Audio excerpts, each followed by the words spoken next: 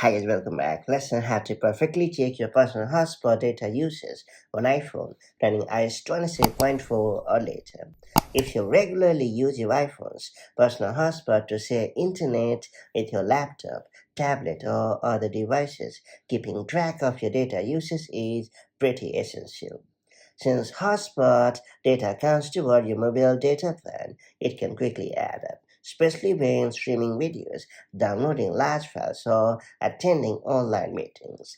Therefore, knowing how to check personal hotspot data usage on your device helps you avoid unexpected charges and manage your data more efficiently.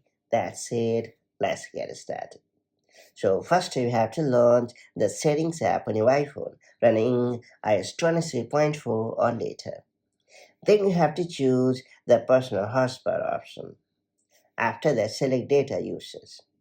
On the screen, you should see the hotspot data usage on specific devices like your MacBook, iPad, and other devices. It's worth pointing out that it includes devices running iOS 18.3 or earlier and macOS 15.3 or earlier, Android devices, and other data differences between Apple and your carrier. It's also important to point out that data usage may update after personal hotspot is turned off and your carrier reports the final amount.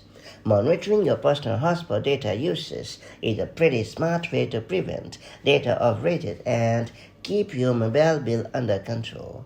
By regularly checking your usage in the Settings app and resetting the statistics when needed, you can better understand how much data your connected devices have gobbled up or are consuming. Therefore, make it a habit to review your hotspot usage, especially if you rely on it frequently, and you will never be caught off guard by sudden data spikes again. And that's about it. If you found this video helpful, make sure to like and share it, and do subscribe for more such handy tips and tricks, and I'll catch you up in the next one.